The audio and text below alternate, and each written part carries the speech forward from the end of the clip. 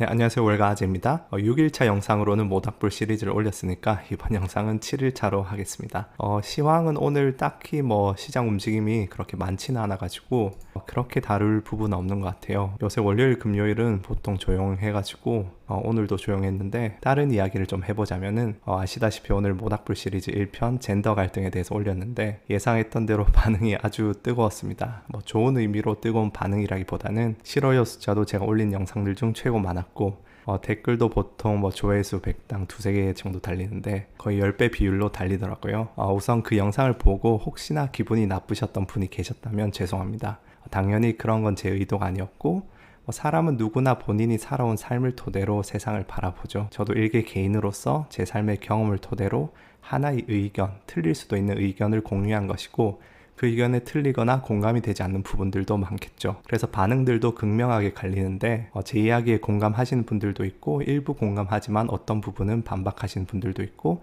감정적으로 비꼬는 분들도 있고 헛소리 말고 투자 이야기나 하라는 분들도 계십니다. 근데 저는 이러한 젠더 갈등 이슈가 투자와 전혀 관련이 없다고 생각하진 않아요. 저도 안 해본 커뮤니티가 없기 때문에 요즘 같은 세상에서 그런 주제로 그런 방향으로 영상을 올리면 20, 30대 남성분들에게 반감을 살 거라는 건 누구보다도 잘 알고 있습니다. 그리고 제 채널의 구독자분들, 시청자분들의 90% 이상이 남성이고 20, 30대가 거의 70% 가까이 되는데도 굳이 투자와 상관없는 영상으로 제 발등을 찍고 긁어부스럼 만들 필요는 없겠죠. 원래 정치 문제라는 게 본인과 의견이 다르면 그 사람이 싫어지잖아요. 그럼에도 불구하고 관점을 조금 바꿔서 이러한 민감한 사안에 대해서 조금은 오픈된 마음으로 이런저런 관점으로 이야기해 볼 필요가 있는 것은 그런 것들이 제가 경제적 자유와 관련된 영상에서 언급했던 실력, 리스크, 비효율, 시간 중에서 비효율성과 관련이 있기 때문이에요. 비효율성은 실력과 리스크로 가능한 것을 상회하는 부를 비교적 단기간에 쌓아 올려서 부자가 되게 만들어주는 것이죠. 흔히 말하는 그런 부의 추월 자선, 남들이 생각하지 못한 사업 아이템, 사람들이 아직 찾지 못한 복 좋은 장소, 올가을 유행할 상품, 이러한 비효율성들의 특징이 무엇일까요? 그건 바로 타인에 대한 이해가 수반되어야 찾을 수 있다는 거죠. 타인의 입장에서 타인의 심리와 타인의 행동 패턴을 찾아야 하는 거죠. 우리가 내 집단을 넓히고 의식을 확장해야 하는 이유는 사회 문제 해결하거나 본인이 행복하거나 그런 목적도 있겠지만 동시에 그러한 이해가 여러분에게 비효율성을 찾게 해줄 것이기 때문이에요. 그런데 그 타인에 대한 이해가 꼭 논리적으로 옳은 사람에 대한 이해만을 이야기하는 건 아니에요. 내 의견과 반대되고 심지어 그 반대되는 의견이 틀릴 경우에도 왜 그런 틀린 생각을 하는지에 대한 이해, 그런 것들이 전부 다 비효율성을 찾는 데 필수적이에요. 명품만 밝히는 개념 없는 김치녀라 생각해서 그러한 부류의 사람과의 대화를 차단하고 이해하려 들지 않으면 사업이나 투자에 있어서 비효율성을 찾을 기회의 폭이 그만큼 줄어듭니다. 돈은 피하 식별을 하지 않고 가치 판단을 하지 않아요. 좋은 트레이더, 좋은 사업가가 되어서 소위 말하는 부의 추월 자선을 타고 싶으면 냉혈한이 되셔야 됩니다. 나쁜 짓을 하는 냉혈한이 되라는 의미가 아니고 머리를 차갑게 가지라는 것이죠. 김치녀 한남충 하면서 젠더 갈등이 불타오르면 그 속에서 냉철한 사업가는 기회를 봅니다. 명품만 밝히는 개념 없는 여자들을 개인적으로 싫어하더라도 그런 사람들의 지갑은 어떻게 열 것인가를 연구하죠. 그리고 그걸 잘 파악하기 위해서는 내가 동의하지 않는 논리와 감정적으로 거부감이 드는 사고도 왜 저렇게 생각할까? 왜 저런 경험을 했을까? 그 사람의 입장이 되어서 이해를 해봐야 된다는 거죠. 나와 의견이 같고 입장이 비슷한 사람을 이해하는 것은 굉장히 쉽습니다. 그런데 그런 이해 속에서는 그만큼 기회도 줄어든다는 것이죠. 트레이딩에서도 타인에 대한 이해가 중요합니다. 트레이더들의 뇌를 fMRI로 단층 촬영을 하면 내측 전두엽이나 PSTS라고 하는 Theory of Mind라는 개념과 관련되는 부위들이 활성화되는 것을 알 수 있어요.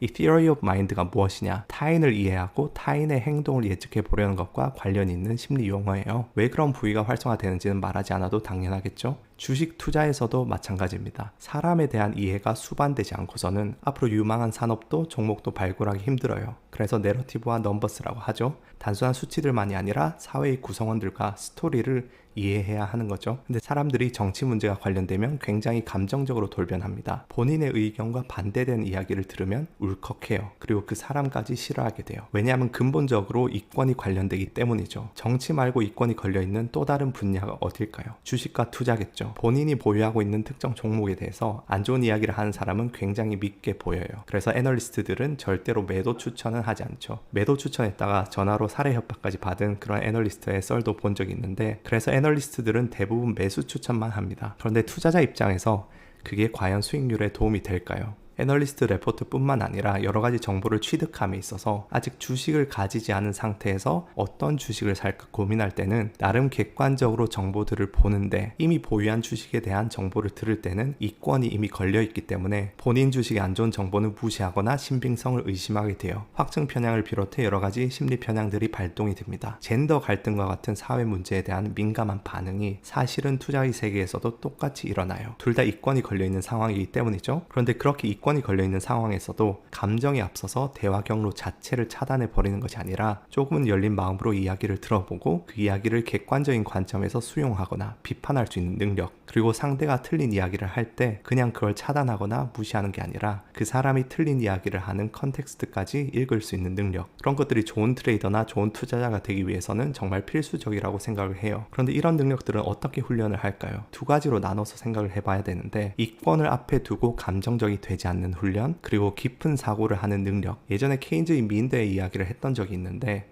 50에서 33이 아닌 22와 더 나아가 14를 유추할 수 있는 타인에 대한 이해력과 깊은 사고력, 이렇게 두 가지에 대한 훈련이 필요한데, 이 두 가지가 다 되는 훈련을 예로 들자면 미국에서 트레이더들은 주로 포커를 통해 연습을 합니다. 제가 10년 전에 시카고에서 트레이딩 회사에 있을 때 그 트레이딩 회사는 채용 자체도 프로포커 플레이어들을 종종 하기도 했고, 회사 차원에서도 포커를 권장하고 매년 대회 열어서 상금도 두둑히 주고 동기들끼리도 매일 포커를 쳤습니다. 그리고 시카고에 있는 여러 트레이딩 회사들 간에 큰 포커 대회도 있었어요. 포커를 하면서 뭐 도발을 하기도 하고 큰 돈으로 하면 감정 기복도 생기고, 또 포커에서도 상대의 마음을 잘 읽어야 되거든요. 그런데 포커는 그런 훈련에서 좀 한정적인 부분이 있어요. 왜냐하면 함께 포커를 치는 소수의 플레이어들을 읽는 것이거든요. 거래소에서 매매하는 피트레이더 같은 경우에는 맨날 그 거래소 공간 안에서 똑같은 트레이더와 브로커들과 기싸움을 하고 그 사람들의 표정과 행동에서 그 뒤에 있는 물량을 유추해야 하고, 그러니까 포커가 거의 1대1 매칭이 되는 좋은 연습이 되겠지만, 일반적인 투자자가 HTS를 켜고 투자나 매매를 할 때는 어떤 포커판에서처럼 특정한 소수의 마음을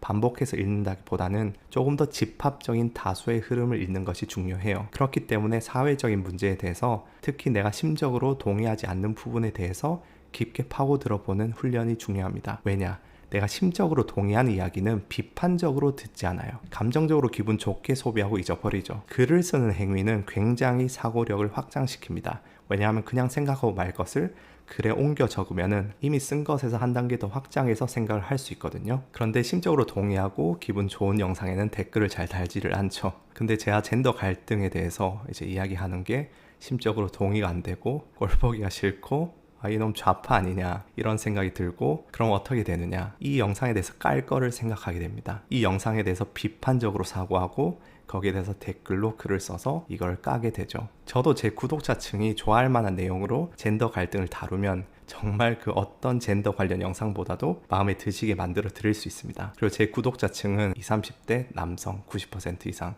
그래서 진짜 귀에 쏙쏙 들어가게 해드릴 수 있습니다. 그러면 제 기분도 좋고 여러분도 기분 좋고 조회수 오르고 구독자가 늘 수도 있겠죠. 하지만 우리가 거기서 얻는 게 무엇일까요? 딱 그 정도밖에 없겠죠. 근데 저에게 있어서는 그런 영상을 올리고 댓글로 의견들을 읽어보는 그 행위 자체가 저한테는 둘도 없는 귀중한 배움의 기회예요. 저도 몇 년 있으면 40대가 되니까 점점 젊은 층에서는 멀어지겠죠. 그러면은 그런 젊은 분들의 생각과 경험에서 멀어지고 괴리가 생기겠죠. 내년부터 제가 생각하는 프로젝트를 시작함에 앞서서도 제 주 구독자층인 저보다 젊은 20, 30대들의 생각과 상황과 심리를 배워볼 수 있는 황금 같은 기회인 거죠. 그래서 이러한 경험을 통해서 저는 조금 더 의식이 확장되고, 이 사회에서 제가 몰랐던 경험들, 20대 남성들의 경험들, 그런 것들을 배움으로써 제가 이해하는 조각들이 하나 더 늘어나는 거죠. 그래서 저에게 이러한 배움의 기회이듯이 여러분께도 사회 문제에 대한 접근을 이러한 훈련의 일환으로 생각하셨으면 좋겠어요. 그런데 이권 앞에서 감정을 조절하고 또 나의 의식 바깥에 있는 타인을 이해하는 훈련이 되려면 지금의 나에게 듣기 좋은 이야기가 아닌 껄끄럽고 반감을 가지는 토픽일수록 좋겠죠.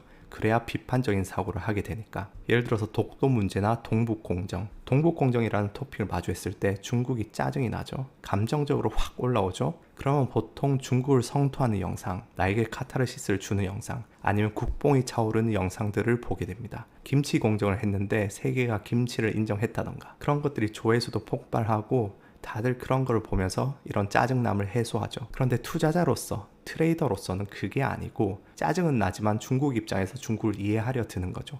왜 중국이 동북 공정을 시도하는 건지, 그 논리는 무엇이며 그들 나름의 정당성은 무엇이며 다른 공정들은 어떤 것들이 있는지 생각을 한번 해보시는 거죠. 그런 것들을 따라가다 보면 중국의 약점, 중국이 무엇이 두려워하는지 알게 되고, 그러면 미중 패권 전쟁에서 미국이 공격할 수 있는 포인트 하나를 또 알게 됩니다. 동북 공정이라는 주제를 마주하고 일반 사람들은 국뽕 영상을 볼 때 여러분은 냉철하게 중국의 입장에서 이해해보려 하는 거죠. 그러면 그러한 아주 작은 사고와 태도의 차이가 결국은 투자 성적으로 반영이 되지 않을까 싶습니다. 그런 것들을 반복하다 보면 어느 날 비효율성을 찾게 되고 부위추월 자산을 타는 일도 생기게 되는 거죠. 그래서 오늘 장이 계속 보합장이고 별로 할 얘기가 없어서 이런 마인드 훈련에 대해서 좀 이야기를 해봤고요. 두 번째 파트 투자 용어 관련해서는 오늘 이야기한 내용과 관련되는 부분, 오크야 님께서 이제 말씀해주신 마켓 센티먼트가 무엇을 의미하는지 거기에 대해서 다뤄보겠습니다. 마켓 센티먼트라는 것은 시장 참여자들의 전반적인 태도를 말해요. 긍정적인지 부정적인지, 공포심이나 탐욕은 얼마나 있는지. 그래서 요즘 한국에서 자주 언급되는 그런 공포와 탐욕 지수도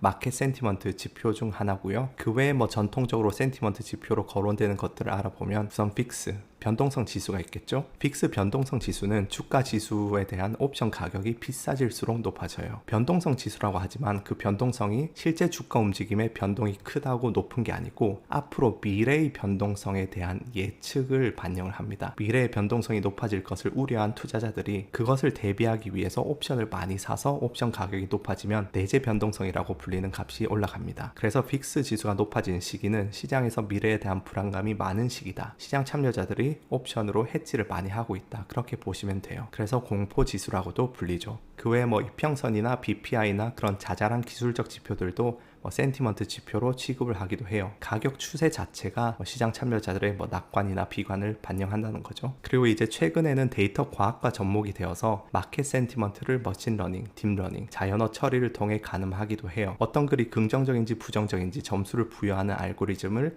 센티먼트 분석 알고리즘이라 하거든요. 이런 알고리즘으로 뉴스들을 분석하는 거죠. 아마존과 관련된 뉴스들의 전부 센티먼트 점수를 계산해서 아주 긍정적이면 플러스 1점, 아주 부정적이면 마이너스 1점을 줍니다. 그러면 수백 개의 뉴스들을 아마존 관련해서 취합해서 오늘은 취합해봤더니 플러스 0.43점이다. 이런 식으로 수치로 계산하는 거죠. 그런 식으로 센티먼트 분석을 하는 것이 최근의 트렌드다. 그 정도고요. 그래서 그게 두 번째 파트였고, 세 번째 파트 이제 자기 관리는 6시 정도에 일어나서 짧게 명상이랑 스트레칭만 하고, 오늘은 시간이 별로 없었어요. 핑계지만 밥은 또 브로콜리 파스타 해 먹었습니다. 그런데 이게 일주일 되니까 슬슬 귀찮아져서 케토제닉 음식? 저탄고지가 이 케토제닉이라고 하는 것 같은데 케토제닉 관련한 밀키트를 시켰어요. 요리된 채로 배달되는 키트. 그래서 그거 한번 먹어보려 하고 있습니다. 그래서 오늘 어떤 마인드 훈련, 마켓 센티먼트에 대해서 다뤄봤습니다. 그럼 내일 또 뵐게요. 감사합니다.